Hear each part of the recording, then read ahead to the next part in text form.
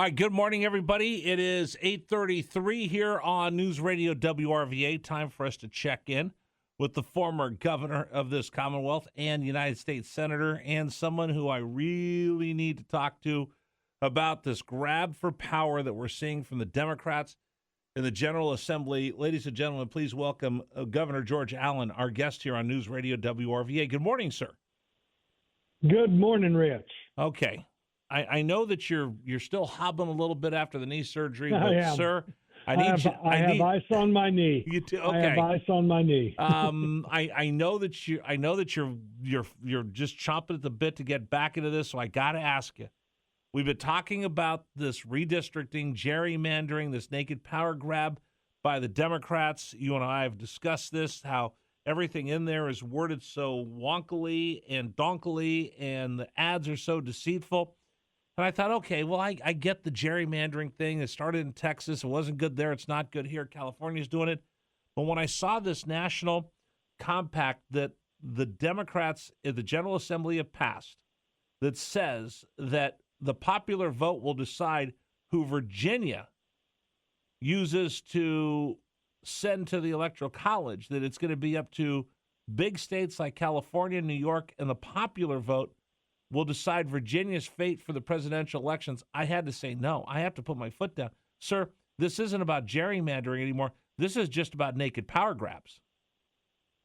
It sure is, Rich. You know, there's a consistency to some extent with this national popular vote interstate compact, which is another capitulation to big city urban elitists to control our lives.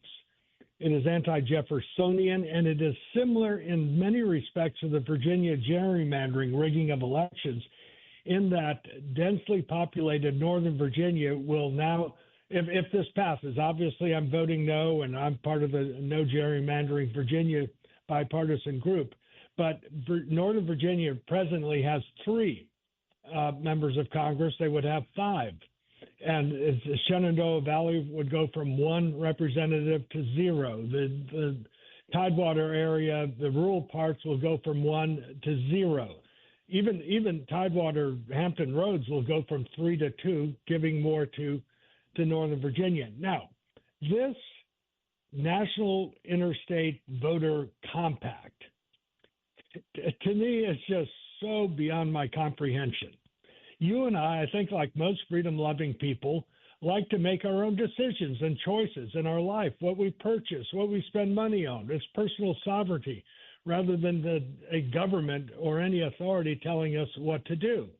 The same is with a sovereign state or a nation. Every state is a laboratory of innovation, a laboratory of democracy. The foundational principles of our republic are that the states control their own destiny. They chart their own course. There's a competition between the states. They want to be more attractive, more affordable for investment and new jobs. They want to be safer, better educated people. And it is absolutely absurd and highly objectionable to me that the people of Virginia would say that our votes won't be reflected in the presidential electoral college. Let me ask the question to all your listeners, and this is especially for Democrats. How would you feel after the last presidential election, where over half of the people of Virginia voted for Kamala Harris, and that all of Virginia's electoral votes would go for Donald Trump? This is what the General Assembly has just passed. And if you really care about electoral votes that are more representative of the actual vote, well, a remedy that is constitutional, because the states and the Constitution are the ones to run, and the states decide how to allocate your electoral votes. There's a remedy that Maine and Nebraska do, and they allocate their electoral votes by congressional district. But the states, we could parcel in Virginia or any other state could parcel out or allocate their electoral votes rather than winner take all, which is what 48 states and D.C. do. But you could do it that way. The popular vote approach means that elections, it won't just be California. It's worse than just say California. It means that the big city, urban areas are going to control our United States of America. It'll be New York City and that area.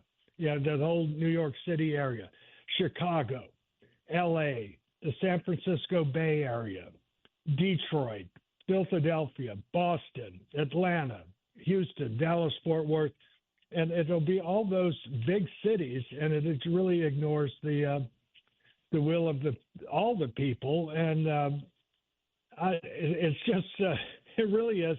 This idea is a big city urban elitist scheme, and now here's the good news, Rich. They need to get to 270 plus one states to agree to it. You can guess what states have passed this. They're leftist or urbanized dominated states that have ceded their self-determination to this far left cause. And you could guess it's every northeastern state except for live free or die New Hampshire and Pennsylvania. And then you get Illinois and Minnesota and Denver, Colorado, California, Oregon, Seattle dominated Washington. And so thank goodness there are states, there's Texas and Tennessee and North and South Carolina and Florida, and the Plain states, most southern states, most Midwestern states, freedom-loving Rocky Mountain states. They won't abdicate. They will not give away their votes to big city urban areas. Okay, let me. So, but what this event evinces, or it's a signal of this shameless, pitiful, disgusting, and its unrepresentative willingness of the Virginia General Assembly to surrender Virginia's votes to big city urban elitists. It's going to go to Abigail Spanberger's desk. She ran as a moderate, but as she sits there in the governor's mansion, your home at one time, as a temporary tenant, is a temporary tenant in the people's home. And maybe it's just because I'm a new Virginian and I'm overwhelmed by the sense of history and I'm in awe of our founding fathers. And I walk by the statue of George Washington and I see all the Virginians. Sir, when this country was founded, Virginia was the most populous, most powerful state of the 13 colonies and could have put its thumb on everybody else. But the founding fathers of this country, so many of them were Virginians, said, no, we're going to have a constitutional representative republic. That means Virginia is not going to be able to stamp out anything they want to do in Vermont. They're going to get an equal vote in the Senate. We're going to make sure that we have an electoral college so we don't have big states overwhelming small states. Virginia could have put their thumb and made themselves the centerpiece of this entire country. They had the forethought to do it. And now to think in the building that Thomas Jefferson designed, in the mansion that some of our founding fathers actually lived in, the Democrats in Virginia want to take all that and throw it out the window, and it's now on Abigail Spanberger's desk ready to go. It's all a very good point that you make there, Rich, and it's our Constitution is a brilliant document, and it's the U.S. Constitution that was written primarily by a Virginian, James Madison, has all sorts of checks and balances in it. And there were a lot of compromises, big states and small states. Yep, Virginia and New York and Massachusetts, Pennsylvania, those are the big states, but you have these little states like Rhode Island and Connecticut and so forth.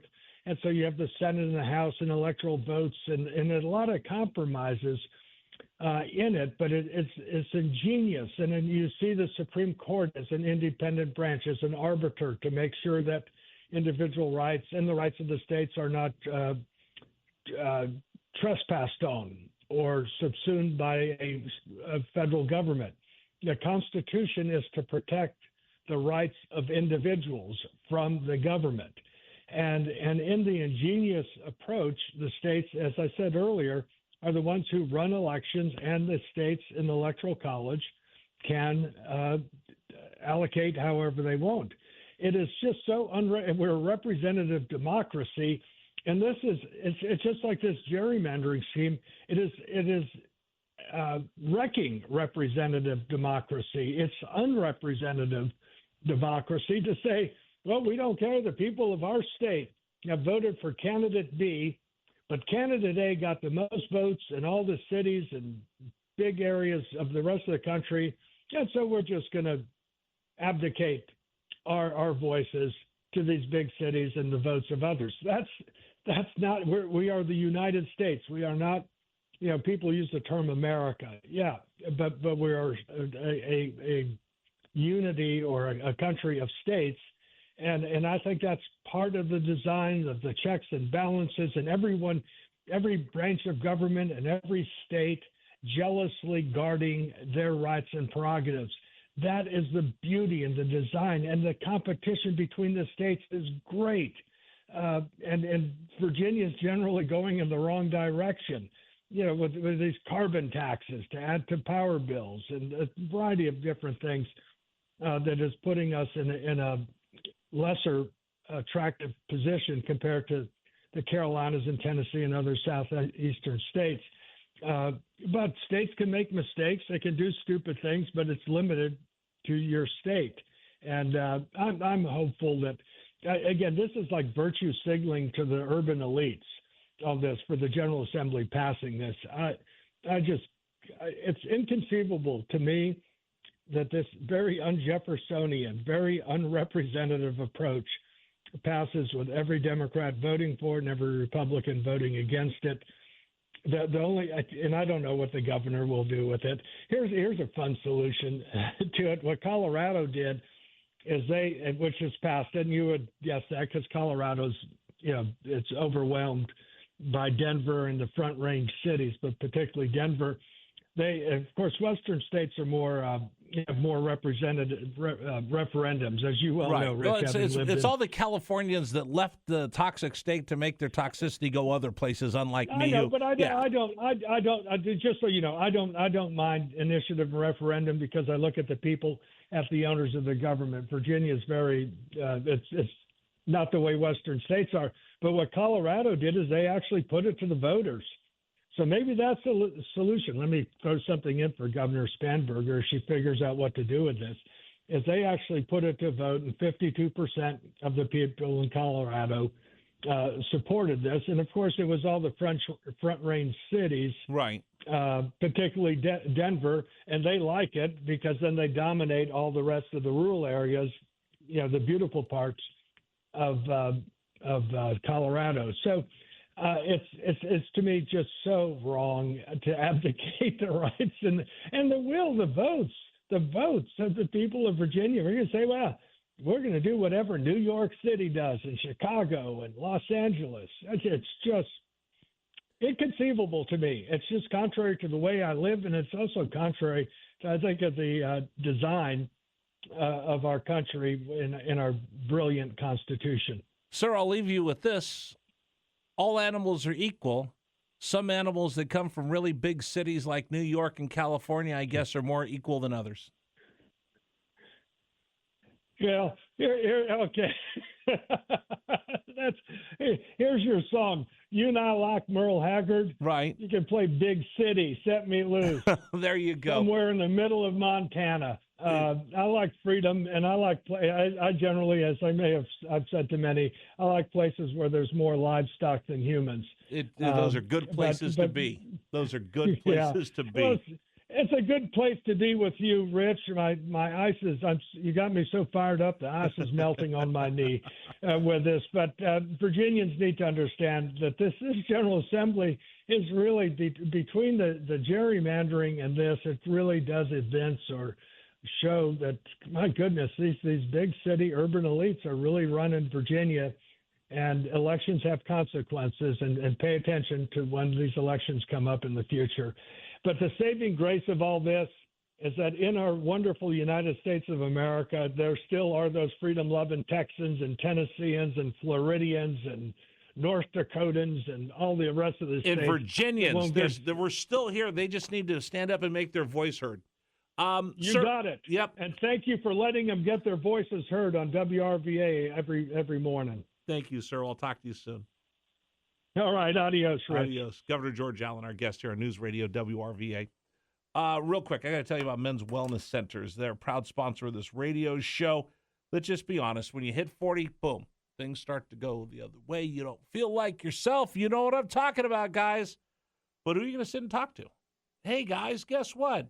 I think my testosterone levels have dropped. Would you really throw that out at the locker room at the gym? Would you really say that to your buddies when you're getting together to watch football? No. So you sit there, you suffer in silence, you go, what is wrong? I don't get it. All right, so here's the deal. I want you to call my friends at Men's Wellness Centers. I went in, sat down with the licensed physician. They drew blood, and they said, Rich, I think we can help you. And they did. All in one day. You sit down with the doctor, they get your lab work, and they give you a plan. And if it works for you, great. 3 locations, Glen Allen, right here in Richmond, Virginia Beach, and Newport News. Call them. Go in, and if you mention my name, Rich Herrera, NewsRadio WRVA, that initial consultation's free. Here's the number, 1-800-410-3577, 1-800-410-3577, or visit them online at menswellnesscenters.com.